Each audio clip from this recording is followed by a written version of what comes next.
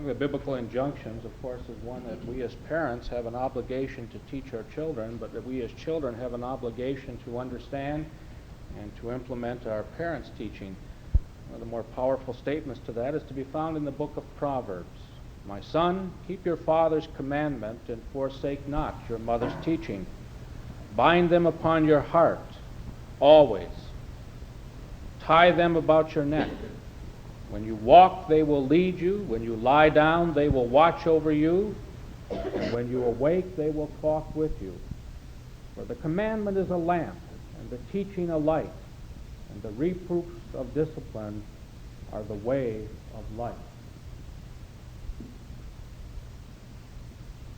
We returned a week ago, difficult to believe, after our 30-hour flight, to find that our cat was in the hospital.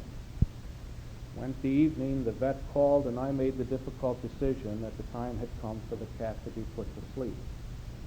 I'd never understood what that meant to an individual before, and perhaps it sounds a little strange to begin a Mother's Day sermon upon such a subject, and yet I think it highlights some things that we need to reflect upon in terms of our own understanding, and we will move to a number of things to, I think, a very positive ending. But that was a decision which, after 5 years, was difficult. It was difficult for the family because the cat had become a part of the family.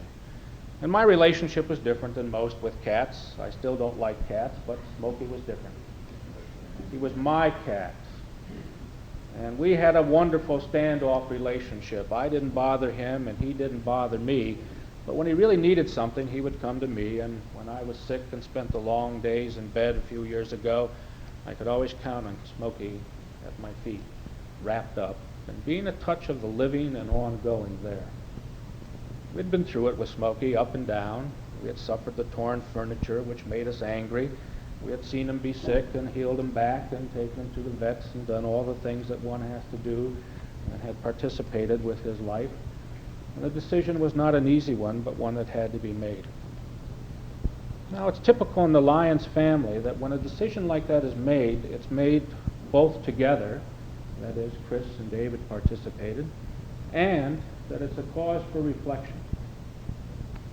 And I could not help, because it was filled within me anyhow, some of the scenes of the biblical places we had been, to reflect upon one side of motherhood which is oftentimes, unfortunately, passed over. That particular portion of motherhood or fatherhood or parenthood, however you want to call it, which is every bit as real and needs to be acknowledged as the joys and the happiness, and that is at times the great sorrow and pain. At the wedding reception yesterday, an older couple talked about taking their grandchildren because the mother had decided she no longer really could be bothered with them in terms of her lifestyle. Somebody had never taught that woman that part of growing up and maturing and understanding and becoming whole and human was the ability to handle the pain in life as well as the joys.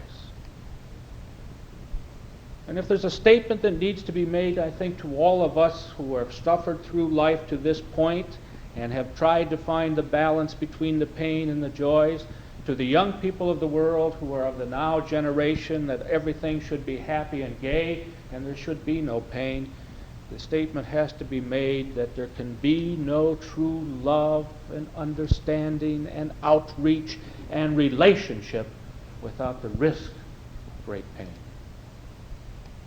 As Khalil Gibran pointed out in his little book, The Prophet, that we are able to contain only the amount of joy in our souls that sorrow has carved out and filled. And so on that decision about our little cat, I reflected upon standing in two places. The first was in Bethlehem.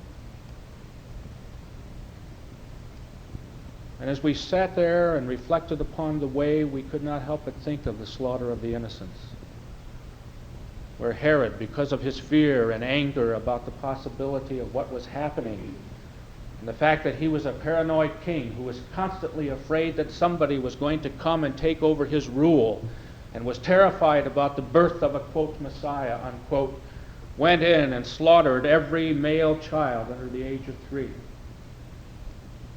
Can you imagine the horror, and the terror, the anguish and anger of parents who, as they have nursed and walked and talked and lived with the child, suddenly found him ripped from their arms and slaughtered?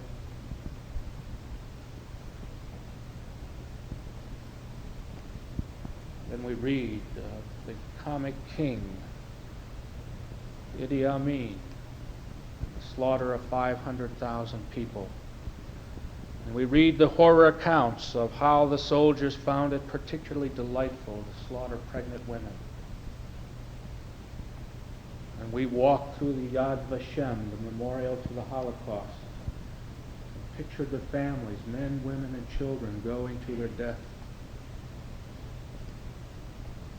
And we tried to forget numbers, talk about it as one person at a time.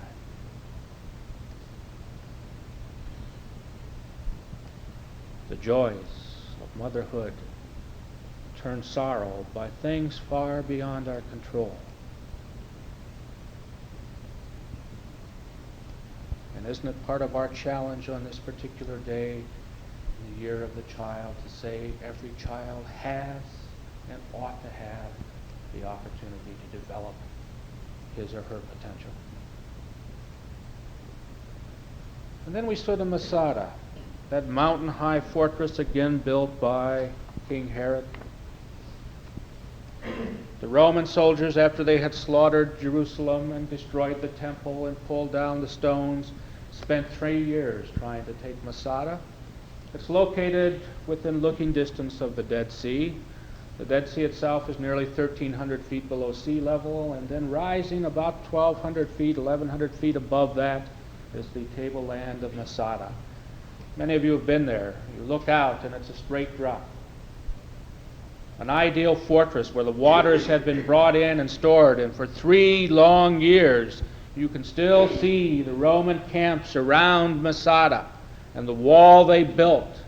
For 3 years the magnificent Roman Empire threw its best against Masada, and though it had as many as 20 or 30,000 people against Masada, Masada was held by a few hundred zealots, probably less than 100 men with their families and children, who for 3 years maintained against the might of Rome the stand that God is God. They would not bow down to the pagan emperor. But 3 years is a long time. And the Romans, because they used Jewish slaves and weren't too concerned about the death of those slaves, built a long ramp up to the top of Masada. And on the day before the ramp was to be brought through, the following oration was given by one of the defendants. And I think it's worth hearing. My loyal followers, long ago we resolved to serve neither the Romans nor anyone else, but only God, who alone is the true and righteous Lord of men. Now the time has come and bids us prove our determination by our deeds.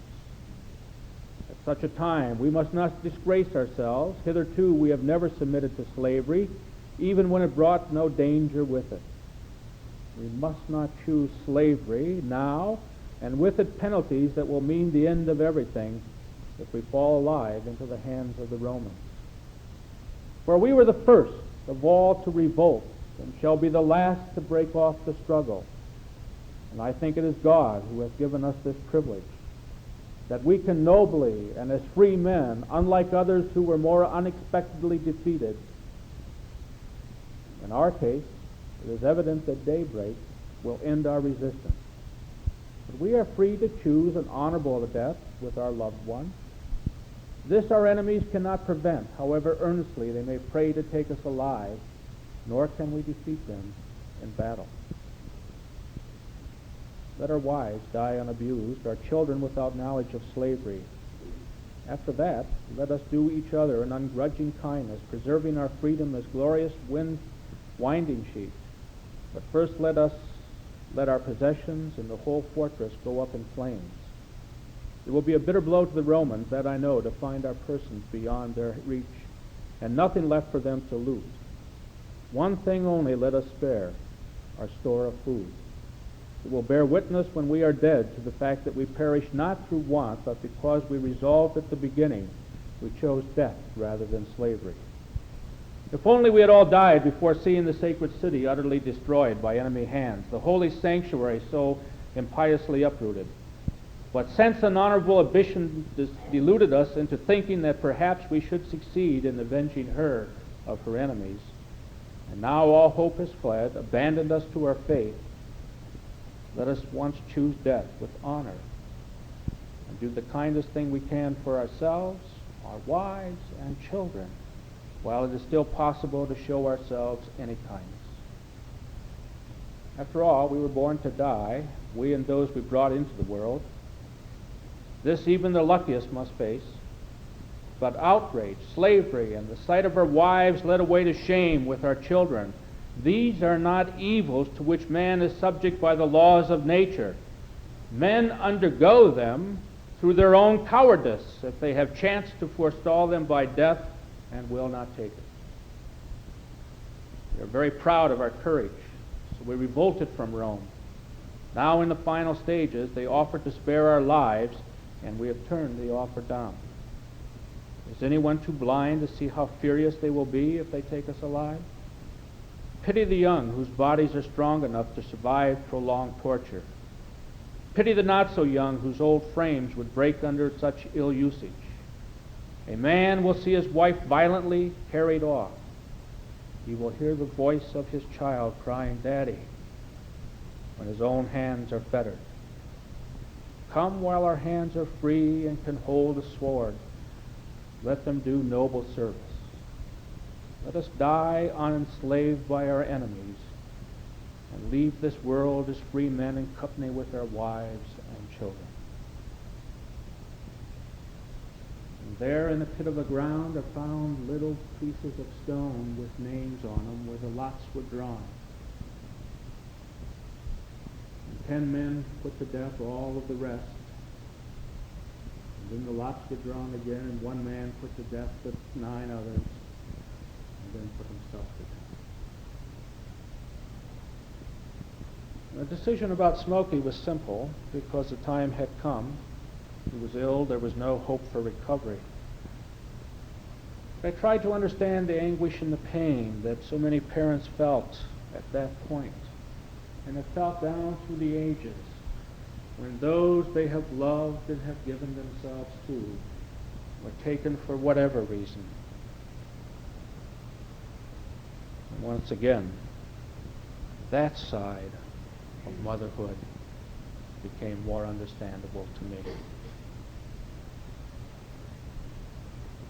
But the reason that there is pain and anguish, and the reason that so many of us, as we try to understand that, could recognize that, is because there's also joy. And part of the biblical image is that God is a mother. God is the kind of mother that, quite frankly, a man cannot fully understand. For the biblical imagery in Isaiah is that God is like a mother who has brought forth her firstborn son, and in hearing his cry and seeing his face, forgets the pain of the labor and the joy and the happiness of the moment. God is a mother in the sense that one nurtures and works with and guides one through times of toil and tribulation, so that the aches and the pains and the upheavals of growth, of disease, of separation are eased, as the scriptures say, and we read it in Isaiah, as one whom his mother comforted, so will I comfort you. The beauty of motherhood when it's at its fullest is that it is willing to take a risk, that it acknowledges that there is pain and going to be painful separation on occasion. That it acknowledges that not all of our children are going to be what we would have them be. Not only acknowledges that, but cries out with a loud amen. For which one of us would want to have our lives directed by a parent, and which one of us is wise enough to direct the lives of our child?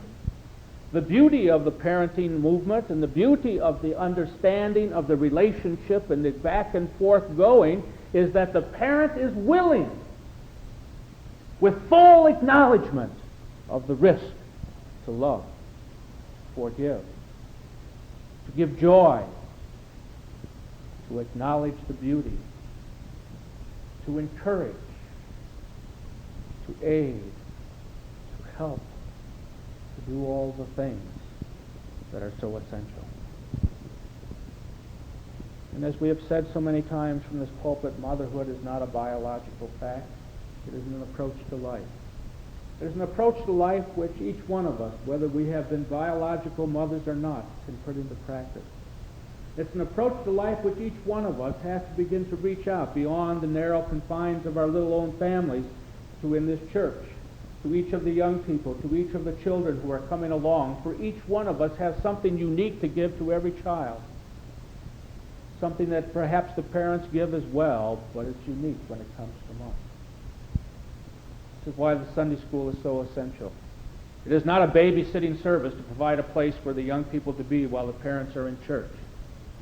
It is an essential part of our program. It is basic to our understanding of God in life. For as God instructs us and fulfills the role of a good parent and a good mother, we have the obligations to instruct the children, all of our children, to fulfill that role. We stood by the Jordan, and we were going through the baptism of David, and we challenged each of us who were standing there, Chris and Mabel Shirk from our church, others from the other churches, our Jewish guide, to look upon not only this particular moment and this particular child and what was happening to him, but to acknowledge that they had an obligation to all children of the world, to reach out, to relate, to be a part of, to share in. We're in an age of energy crunch, an age when we're not happy with the way things are going. The greatest natural resource we still have are our children.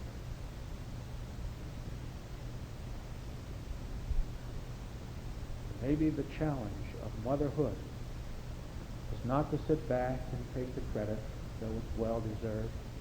Not to say we've done this and haven't we helped so many times, it's true.